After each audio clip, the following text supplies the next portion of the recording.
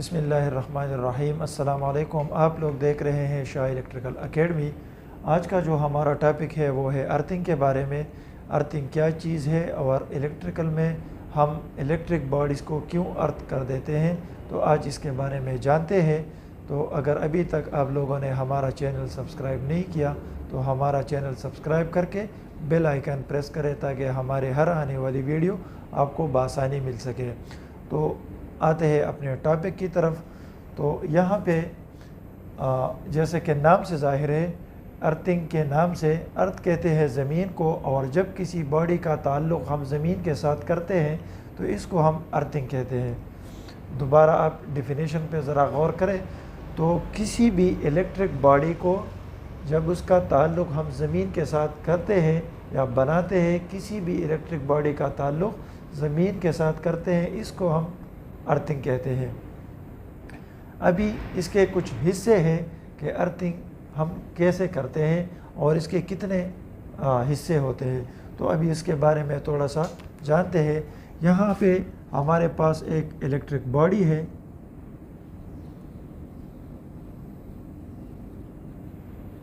ठीक है।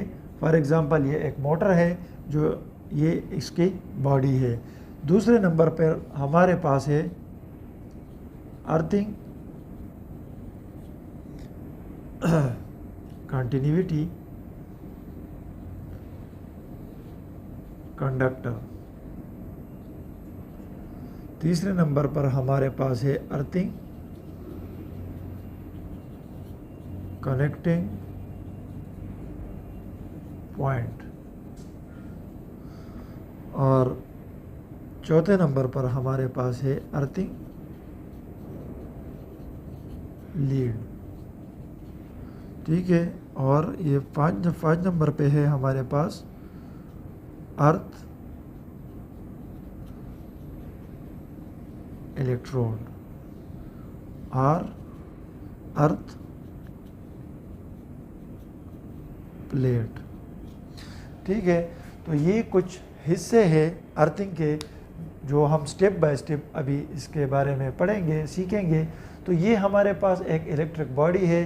For example हमारे घरों में बहुत सी चीज़ें, अगर इस्त्री हो गया या रेफ्रिजरेटर हो गया, फ्रिज, जितने भी वो अशिया जो हम रोज़मर्रा के हिसाब से इस्तेमाल करते हैं घरों में, वॉशिंग मशीन वग़ैरह, तो इसको भी अर्थ करना चाहिए ताकि हमारे घर में जितने भी लोग उसे इस्तेमाल करते हैं तो वो इलेक्ट्रिक करंट से बच सके। तो यहाँ पे हमने फॉर एग्ज़ाम्पल एक मोटर लिया है। अब मोटर की जगह आप घर के किसी भी लोड को अर्थ कर सकते हैं ताकि किसी को इलेक्ट्रिक शॉक या इलेक्ट्रिक झटका ना लगे। तो यहाँ पे एक मोटर है जिसका ये बॉडी एक मेटल या एक आयरन मेटल से बनी है। तो इसको हमने अर्थ किया हुआ है ज़मीन के साथ, इसके अर्थिंग की हुई है ताकि कोई भी इसको हाथ लगाए तो उसको झटका नहीं लगेगा। अब अर्थिंग करते कैसे हैं, तो यहाँ पे इलेक्ट्रिक बॉडी से यहाँ पे एक पॉइंट लगा है जिसको हम कहते हैं earthing continuity, earthing connecting point. ये वो पॉइंट है जो ज़मीन के ऊपर सतह पर एक पॉइंट लगा होता है, जो हम किसी लोड्स के साथ, इसकी बॉडी के साथ जो हम कंडक्टर कनेक्ट करते हैं, जो केबल कनेक्ट करते हैं, वो केबल यहाँ से लेकर यहाँ कनेक्टिंग पॉइंट पे कनेक्ट हो जाता है। तो मतलब जब किसी बॉडी के साथ हम एक वायर को कनेक्ट करते हैं या किसी केबल को कनेक्ट करते हैं, तो ज़मीन के ऊपर वाले हिस्से में जो केबल आपको नज़र आ रही है, इसको हम कहते हैं अर्थिंग कनेक्टिंग कंटिन्यूटी कंडक्टर, ठीक है। तो यहाँ से बॉडी से लेकर ज़मीन के सतह पर जो केबल आपको नज़र अर्थिंग वाला आएगी, इसको हम कहते हैं अर्थिंग कंटिन्यूटी कंडक्टर। अब फिर यहाँ पे जो सतह पर जहाँ पे ये केबल अपने अटैच किया हुआ है, ये एक बसबार की तरह होता है, तो इसको हम कहते हैं अर्थिंग कनेक्टिंग पॉइंट। ये वो पॉइंट होता है जो ऊपर से जो केबल आपने बॉडी के साथ कनेक्ट की हुई है, इसके साथ हम नट बोल्ट के साथ यहाँ पे इस पॉइंट पे कनेक्ट करते हैं, इसको हम कनेक्टिंग पॉइंट कहते हैं।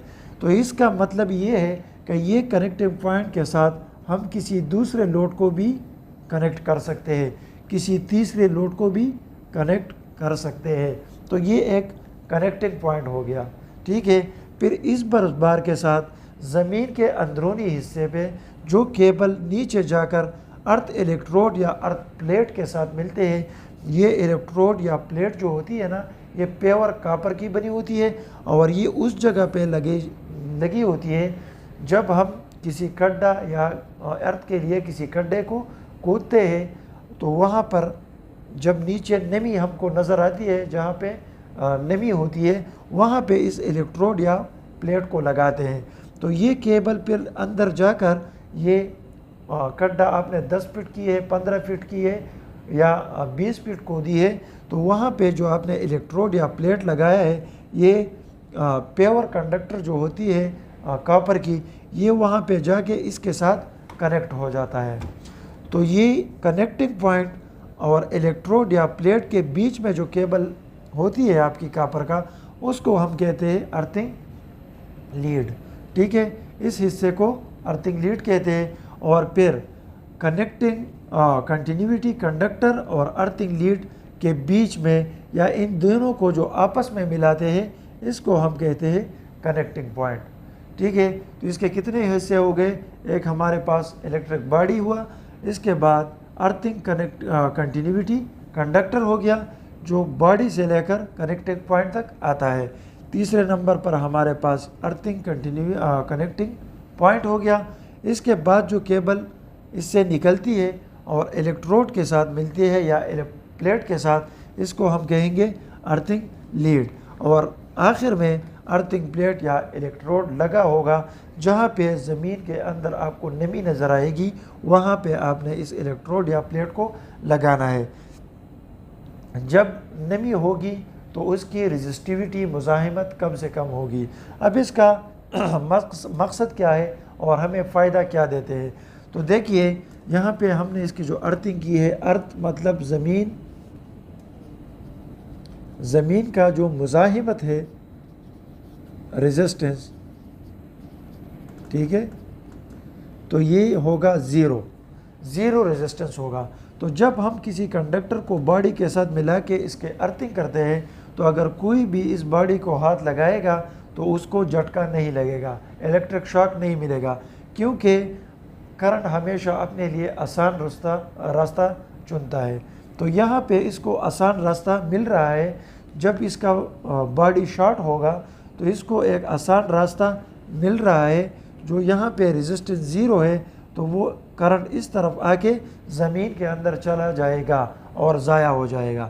تو اگر کوئی بھی اس کو ہاتھ لگائے گا تو اس کو جھٹکا نہیں لگے گا، کیونکہ اگر کرنٹ اس طرف آ کے زمین کے اندر جائے گا تو یہاں پہ تھوڑا ریزسٹنس ہوگا، مزاحمت ہوگا۔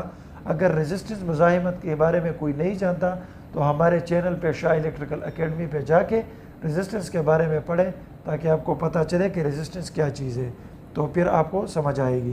تو یہاں پہ ریزسٹنس زیادہ ہوگی تو اس طرف سے وہ فلو نہیں ہوگا، کرنٹ فلو نہیں کرے گا، تو اس کو چونکہ آسان راستہ اس طرف سے مل رہا ہے تو پھر جب باڈی شارٹ ہوگی تو وہ اس طرف سے آ کے اپنا جو کرنٹ ہے وہ نیچے زمین کے اندر ضائع کرے گا اور کسی جانی نقصان یا کسی بھی جاندار کو جھٹکا نہیں ملے گا۔ تو امید ہے کہ آپ لوگوں کو سمجھ آیا ہوگا۔ پھر بھی اگر کسی کو سمجھ نہیں آیا یا کسی کے ذہن میں کوئی سوال اس کے بارے میں رہ چکا ہے تو کمنٹ باکس میں اپنا کویسچن لکھ کے سینڈ کریں، انشاءاللہ اگلی کلاس میں اس پہ بات کریں گے۔ تب تک کے لیے السلام علیکم۔